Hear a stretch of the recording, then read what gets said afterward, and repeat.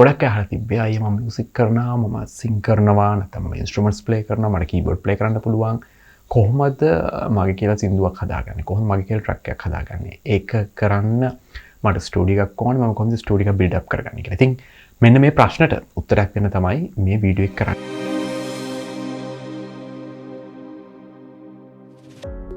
අයබෝන් සුබ දවසක් ප්‍රාර්ථනා කරන ඔයගොල්ලෝ සියලුම දෙනාට.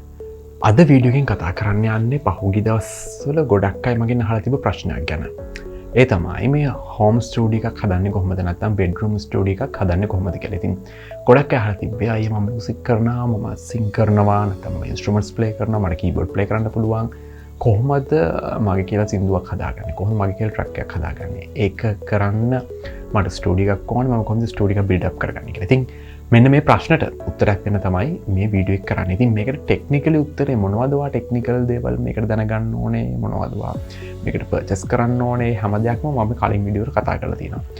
අද කතා කරන්න යන්නේ ඊට වැඩිය චුට්ටක් එහාට ගිය දෙයක් ගැන. කියන්නේ කොහොමද මේ වැඩේට පටන් ගන්න ඕනේ කියන එක. කියන්නේ ටෙක්නිකලි ගොඩක් අය දන්නවා මම සවුන්ඩ් කාඩ් එක පර්චේස් කරන්න ඕනේ, මිටි එකක් පර්චේස් කරන්න ඕනේ. එතකොට මොනවද පර්චේස් කරන්න ඕනේ බ්‍රෑන්ඩ්ස්, බජට් ඒ හැම දෙයක්ම. හැබැයි ගොඩක් අයට මේක පටන් ගන්න බැරි වෙලා තියෙන්නේ. හරි අයිඩියා එකක් නැහැ. මොකද්ද මම මුලින් පර්චේස් කරන්න ඕනේ? කොතනින්ද මේ වැඩේ පටන් ගන්නෙ මම? මොකද්ද මේකට අයිඩියල් වෙලාව? මොකද්ද අයිඩියල් තැන? ඔන්න මට මේක පුළුවන් වෙයිද කරන්න බැරි වෙයිද? ඔන්න ඔය ප්‍රශ්නෙත් එක්ක තමයි ගොඩක් අය හිර වෙලා ඉන්නේ. කියන්නේ මේක හොඳ ඉන්වෙස්ට්මන්ට් එකක් වෙයිද? ඒක ඉන්වෙස්ට්මන්ට් එකක් විදිහට බැලුවොත් නැත්නම් හොබි එකක් විදිහට බැලුවොත් ඒක ඕකේ. හැබැයි ඔන්න ඔය ප්‍රශ්න ටිකත් එක්ක ගොඩක් අය හිර වෙලා ඉන්නවා. ඉතින් මේ වීඩියෝ එකෙන් අපි ওই ප්‍රශ්න ටික එක හැමීට විසඳගෙන යමු. මම හිතන්නේ මේ වීඩියෝ එකෙන් ඔයාට පොඩි හරි අයිඩියා එකක් තියෙනවා නම් ඔයාගේ කියලා සින්දුවක් හදාගන්න, ඔයාගේ කියලා කවර් එකක්, ඔයාගේ කියලා ඔරිජිනල් එකක් අවුට් කරන්න අනිවාර්යයෙන් මේ වීඩියෝ ඉවරනකම් බලන්න. එතකොට මම හිතන්නේ ඔයාට හොඳ ඩිසිෂන් එකක් ගන්න පුළුවන්. ඔයා හෝම් ස්ටුඩියෝ එකක් හදනවද නැත්නම් ඔයා ස්ටුඩියෝ එකට පේ කරලා ඉවරලා වෙන කාගේ ස්ටුඩියෝ එකක ඔයාගේ සින්දුව රෙකෝඩ් කරගන්නවා කියන එක it's up to you. හරි. ඉතින් ඒකේ ඩිසිෂන් එක ඔයා මේ වීඩියෝ එකේ අන්තිමට ගන්න. හරි. අපි මෙහෙම පටන් ගමු. මුලින්ම ඔයා ඒ කියන්නේ ඔයා ස්ටුඩියෝ එකක් දාන්න අදහසක් තියෙනවා නම් මම කියන්නේ මියුසික් ප්‍රොඩක්ෂන් ස්ටුඩියෝ එකක් දාන්න අදහසක් තියෙනවා නම් ඔයාට මියුසික් පුළුවන් වෙන්න ඕනේ. ඔයා මියුසික් ඉගෙනගෙන හෝ නැත්නම් ඔයා සෙල්ෆ් ස්ටඩි කරලා හෝ කොහොම හරි ඔයාට මියුසික් ගැන නොලෙජ් එකක් තියෙන්න ඕනේ. ඉන්ස්ට්‍රුමන්ට් ප්ලේ කරන්න පුළුවන් වෙන්න ඕනේ. අඩුම ගානේ එක ඉන්ස්ට්‍රුමන්ට් එකක් හරි සාමාන්‍යයෙන් ප්ලේ කරගන්න පුළුවන්කමක් තියෙනවා. නැත්නම් සිං කරන්න පුළුවන් වෙන්න ඕනේ. ඉතින් ඔය මොකක් හරි දේවල් එකක් හරි තියෙන්න ඕන අනිවාර්යෙන් ස්ටුඩියෝ එක කියන concept එකට එන්නේ. ඔහොම නැති ස්ටුඩියෝ concept එන කට්ටියක් ඉන්නවා. ඒගොල්ලෝ එන්නේ ඔඩියෝ ප්‍රඩක්ෂන් එක කියන්නේ මියුසික් නෙමෙයි නිකන් ඔඩියෝ ප්‍රොඩක්ෂන්. සමහර විට වොයිස් රෙකෝඩ් වෙන්න පුළුවන්, ඩබින් වෙන්න පුළුවන්. ඔන්න වගේ දේවල් වලට තමයි ඒ වෙනම සෙට් එකක්. ඒතකොට මම මේ කතා කරන්නේ මියුසික් ප්‍රොඩක්ෂන් ෆීල්ඩ් එකට එන්න ආසාවෙන් මේකට එන කට්ටිය ගැන අපි අරගෙන වෙනම කතා කරමු වෙන වීඩියෝ එක. මේ වීඩියෝ එකේ මම කතා කරන්නේ මියුසික් ප්‍රොඩක්ෂන් සීන් එකට එන්න ඉන්න කට්ටියට සහාය වෙලා ඉන්න කට්ටියට ස්ටෙප් එකක් ඉස්සරහට යා ගන්න බැරුව හිර වෙලා ඉන්න අයට තමයි මම මේ චූටි වීඩියෝ එක කරන්න ලෑස්ති වෙන්නේ. පොඩි ඇඩ්වයිස් ටික දෙන්න ලෑස්ති වෙන්නේ. එතකොට මුලින්ම ගොඩක් අය හිර වෙලා ඉන්නේ මම ස්මාර්ට් ස්ටුඩියෝ එකක් දාන්න ඕනේ, කොතනද මම ඒක දාන්නේ, කොහොමද දාන්නේ, මොනවද මම පර්චේස් කරන්න ඕනේ, ඉක්විප්මන්ට් කියන තැන තමයි ගොඩක් අය හිර වෙලා ඉන්නේ මම දැකපු විදිහට. මෙතනදී දැන් ඔයා යන්නේ මේ concept එක හෝම් ස්ටුඩියෝනේ නැත්නම් බෙඩ්රූම් ස්ටුඩියෝ. එතකොට කොහෙද කියන එක කේස් එකක් නෑනේ. අනිවාර්යෙන්ම ඔයා එක්ක ඔයාගේ ගෙදර බෙඩ්රූම් එකේ නැත්නම් ඔයාගේ ගෙදර වෙන මොකක් හරි රූම් එකක් වඩ ගන්න පුළුවන් ස්පේස් එකක් තියෙනවා නම් එතන ඔයා මේ ස්ටුඩියෝ එක දාන්න ඕනේ. ඔයා මේක හදන්න ඕනේ. හදන්න පටන් ගන්න ඕනේ. එතකොට ඒක ප්‍රශ්නයක් නෙමෙයි. එතකොට මේ රූම් එක ඔයා ස්ටුඩියෝ එක හදන්න පාවිච්චි කරන රූම් එක මොන වගේ එකක් වෙන්න ඕනේද? මේක එතකොට ඔයගොල්ලෝ අහලා තියෙන සවුන්ඩ් අයිසොලේට් වෙන්න ඕනේ, ඒ කියන්නේ සවුන්ඩ් ප්‍රූෆ් වෙන්න ඕනේ, එළිය සද්ද ඇතුළට ඇහෙන්න බෑ, ඇතුළ සද්ද එළියට ඇහෙන්න බෑ. ඉතින් ඔය වගේ දේවල් ටිකක් තියෙනවා. එතකොට මේ දේවල් කොහොමද මැනේජ් කරගන්නේ?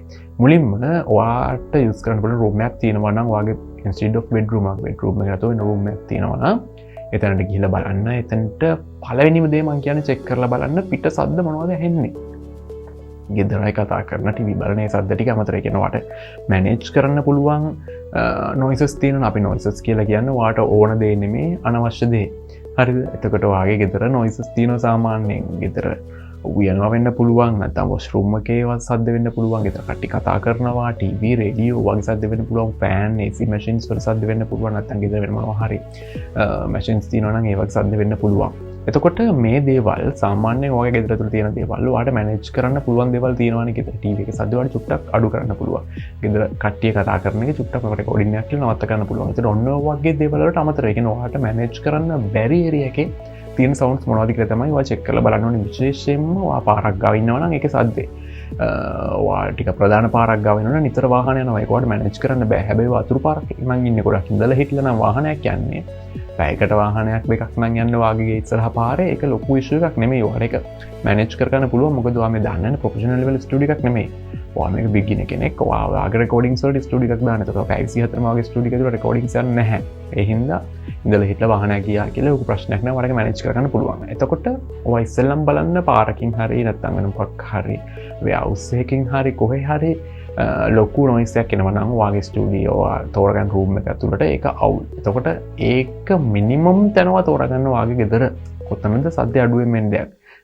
පාරයින තින රූම් එකක් නැතුව ඔයාලට පුළුවන් ටිකක් ඇතුළට එන්න තියෙන රූම් එකක් වෙන කොහෙරවට ගෙන ගෙදර ගන්න පුළුවන් තරම් තියෙනවා අන්න එතන ගන්න. එතකොට අන්න ඒ වගේ දේවල් මුලින්ම කන්සිඩර් කරන්න පුළුවන් තරම් නොයිස් අඩු තරක් ඔයා තෝරගන්න ඔයාගේ ස්ටුඩියෝ එක හදන්න ඉන්න රූම් එකට.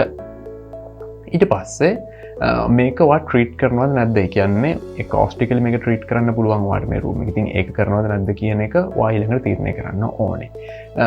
එතනදී බලන්න ඕනේ මූලිකම දේ තමයි ඔයාගේ මේ ගන්න රූම් එකේ දොරවල් කීයක් තියෙනවද, ජනෙල් කීයක් තියෙනවද, තව මොනවා හරි වෙන්ටිලේෂන් වලට දාපු කවුළු මොනවා හරි තියෙනවද. ඊට පස්සේ බිම මොකක්ද තියෙන්නේ කියන්නේ බිම ලීද ටයිල්ද නැත්නම් නිකම් සිමෙන්තිද මොකක්ද. ඊට පස්සේ වහලේ මොකක්ද තියෙන නිකම් වහලයක්ද උළුද නැත්නම් ස්ලැබ් එකක්ද සිවිලිමක්ද ඔන්න මොකක්ද කියන දේවල් ටික ඔයා ඩිසයිඩ් කරන්න ඕනේ. ඔයා ඒක හරියට තේරුම් කරගන්න ඕනේ. මෙතනදී මෙහෙමයි බිමටත් වඩා අපිට මැනේජ් කරන්න අමාරු වහලේ.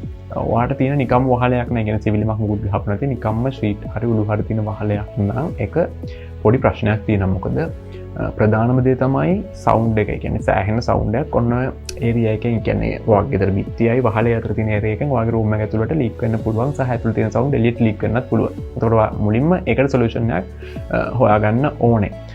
ඔයාට තියෙනවා ඊට වඩා හොඳ රූම් එකක්. ඒ කියන්නේ නැත්තම් උඩ ස්ලැබ් එකක් තියෙනවා නම් මරු. ඒ කියන්නේ ඒක අයිඩියල්. නැත්තම් සීලිමක් තියෙනවා නම් ඒක මරු. ඒක මොකද සවුන්ඩ් ලීක් එක ගොඩක් අඩුයි.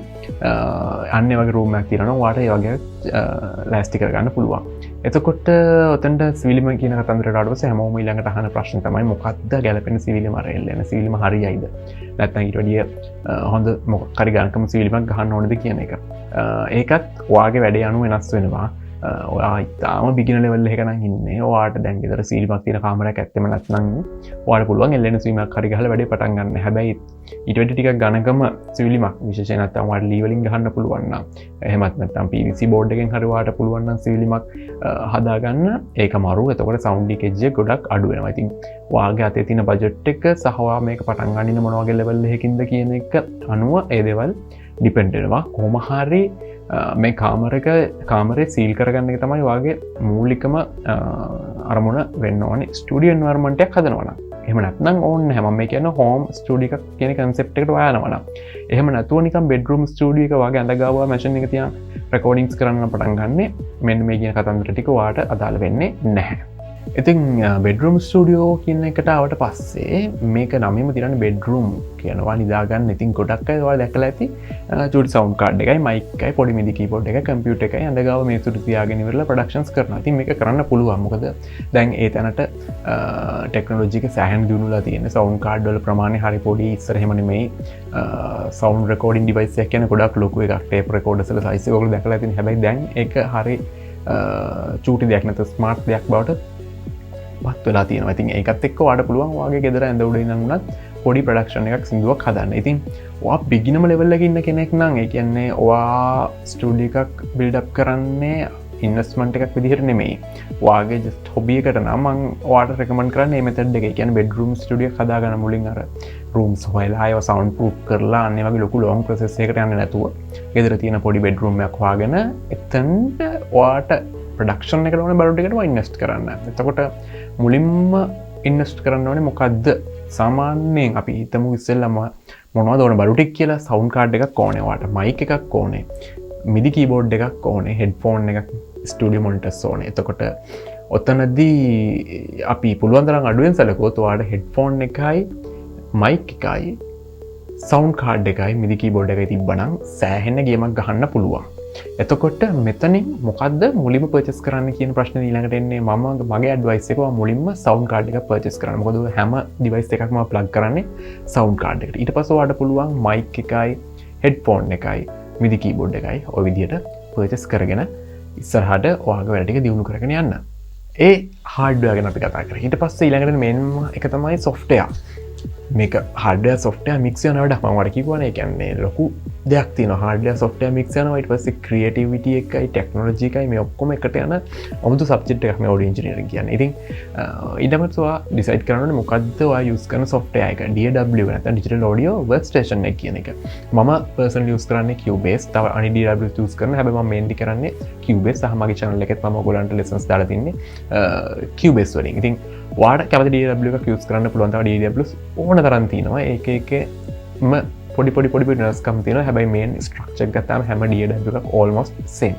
ඉතින් ඔයා දැනට මොකක් කර DAW එකක් යූස් කරන් යනවා නම් ඒක වෙනස් කරන්න එපා. මොකද ගොඩක් අය මුලින්ම ඉගෙනගත්තු DAW එක තමයි ඒගොල්ලන්ට පාවිච්චි කරන්න වඩා ලේසිම DAW එක වෙන්නේ. ඉතින් ඒ නිසා ඔයා already මොකක් කර DAW එකට practice වෙලා තියෙනවා නම් ඒක change කරන්න යන්න එපා. ටිකටම ඔයාගෙන් productions කරන්න. එහෙම නැත්නම් ඔයා චුට්ටක් YouTube videos බලලා refer කරලා ඔයා decide කරන්න මොකද්ද ඔයාට හරියනම DAW කියලා ඒ වගේ තියෙන features compare කරලා ඉවර වෙලා. ඉතින් ඊට පස්සේ ඔයා DAW එකක් purchase කරලා ඔයාගේ machine එකට install කරගන්න ඕනේ.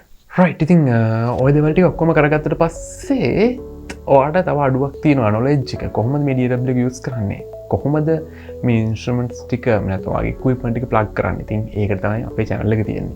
ගිහලා බලන්න ඕන තරම් videos තියෙනවා අපේ channel එකේ පහුගිය videos. කොහොමද මේ DAW use කරන්නේ? කොහොමද සින්දුවක් record කරන්නේ? කොහොමද මේ instruments ටික නැත්නම් ඔයාගේ equipment ටික plug කරගන්නේ? මොනවද ඕන cables හැම දෙයක්ම. සහ තව ඕන තරම් channels තියෙනවා refer කරලා මේ දේවල් ටික ඉගෙන ගන්න පුළුවන්. ඊට පස්සේ තියෙන මේන්ම දේ තමයි ප්‍රැක්ටිස්. ඒ කියන්නේ දිගින් දිගට මේක ප්‍රැක්ටිස් කරන්න ඕනේ. ඔඩියෝ ඉන්ජිනියරින් විතරක් නෙමෙයි ඕන සබ්ජෙක්ට් එකකම හැබැයි ඔඩියෝ ඉන්ජිනියරින් විශේෂයි තනි කරවා ඔයාගේ කන ප්‍රැක්ටිස් කරන තරමට තමයි ඔයාගේ මික්සින් ඇන්ඩ් මාස්ටරින් ස්කිල්ස් අප් වෙන්නේ. ඉතින් ඔයා දිගටම මේක ප්‍රැක්ටිස් කරන්න ඕනේ. හැමදාම ප්‍රැක්ටිස් කරන්න ඕනේ. හොඳ වෙලාවක් අරගෙන දවසට හොඳ සින්දු අහන්න. අහලා ඒකේ මික්ස් එක තියෙන විදිහට ඒකේ මාස්ටර් එක තියෙන විදිහට ඔයාගේ සින්දුව තේ ලෙවල් එකට ගේනවා try කරන්න. එතකොට ඔයා හැමදාසම චුටි ස්ටෙප්ස් තිබ්බොත් කාලයක් ඇද්දී ස්ටෙප්ස් ටික ඔක්කොම තුලා ලොකු ගමනක් යන්න පුළුවන් වෙයි. ඉතින් ඒක අදම පටන් ගන්න. චුටි සින්දු අහන්න. හොඳට මික්ස් කරපු සින්දු අහන්න. ඒකට මම ඉස්සර යූස් කරපු ට්‍රික් එකක් මම ඔයාලට කියන්නම් ඕන. මම කරා YouTube එකේ Grammy Awards win කරපු නැත්නම් Grammy Awards වල nominated වෙච්ච සින්දු ගොඩක් අවුරුදු ගාණක් පස්සට අවුරුදු මට මතක විදිහට 6ක් 7ක් 8ක් ඔය වගේ ගාණක් පස්සට මම මේ ඔක්කොම වෙනම playlist එකකට දාගත්තා. ඊට පස්සේ ඒව අහන්න. මොකද Grammy Award nominate වුණා කියන්නේ අනිවාර්යෙන් හොඳ මික්ස් එකක් හොඳ මාස්ටර් එකක් තියෙන හොඳ ප්‍රොඩක්ෂන් එකක් වෙන්නම ඕනේ. ඉතින් ඒ නිසා අන්න ඒ වගේ සින්දු හොඳට ඇහුවට පස්සේ ඔයාට අයිඩියා එකක් එනවා කොහොමද ඒ ජෝනස් එක්ක ඒ සින්දුවල සද්ද වෙනස් වෙන්නේ කියලා. ඒ කියන්නේ හැම ජෝන එකකම සින්දුවක් එකම විදිහට නෙමෙයි මික්ස් මාස්ටර් කරන්නේ. ඒවා වෙනස් වෙන්න ඕනේ. ඒවට තියෙන ලෙවල්ස් වෙනස්. ඒ වගේ යන රහ වෙනස්, වයිබ් එක වෙනස්. ඉතින් මේ වයිබ් එක හරියට වෙන විදිහට කොහොමද මික්ස් මාස්ටර් කරන්නේ කියලා ඔයාට අන්න අර වගේ කලෙක්ෂන් එකකින් රිෆර් කරලා බලන්න පුළුවන්. ඒ වගේ රෙෆරන්ස් කරලා බලන්න පුළුවන්. ඉතින් අන්න ඒ මෙතඩ් එකත් යූස් කරන්න. ඊට අමතරව වා කරන ප්‍රඩක්ෂන්ස් දැන් අපි හිතමුකෝ ගොඩක් ලංකාවේ කරන්නේ ඉන්දියාව යන ජෝනකට කිට්ටු සින්දු නැත්නම් ලංකාවේ මීට කලින් යන තියෙන සින්දු වලට කිට්ටු ඒවා. ඉතින් එතකොට Grammy ලිස්ට් එකක් හදාගත්තා කියලා ඔයාට අය වැඩි කරගන්න බෑ. මොකද ඉන්දියන් සින්දු සහ ලංකාවේ සින්දු Grammy Award වලට නොමිනේට් වෙලා නැති තරම්. ඉතින් ඒ නිසා ඒවත් අහන්න නිතර රිලීස් කරන අලුත් සින්දු අහන්න පරණවත් අහන්න. ඒවා හැමතිස්සෙම අහලා නිකම්ම සින්දුව එන්ටර්ටේන් කරන එක නෙමෙයි මම මේ කියන්නේ. අපි මෙච්චර සින්දුව එහෙමනේ just entertaining විතරනේ. හැබැයි දැන් ඔයා ඔඩියෝ ඉන්ජිනියර් කෙනෙක් වෙන්න යන්නේ, ඔයා මියුසික් ප්‍රොඩියුසර් කෙනෙක්. ඔයා දැන් සින්දු අහන්න ඕනේ වෙන විදිහකට. සින්දු අහද්දී ඔයා හිතන්න ඕනේ කොහොමද මොනවද මේකට පාවිච්චි කරලා තියෙන arrangements, මොනවද instruments පාවිච්චි කරලා තියෙන සහ මොන වගේ තැන් වලදී මොන වගේ parts පාවිච්චි කරලා තියෙන්නේ. ඒක කොහොමද psychologically අහන කෙනාට effect වෙන්නේ කියන එක හිතන්න ඕනේ. ඊට පස්සේ කොහොමද mix එක, කොහොමද master එක මේක වැදිලා තියෙන, voice එක මොන වගේ mix වෙලා තියෙන, ඉතුරු instruments වල level මොන වගේ තියෙන්නේ.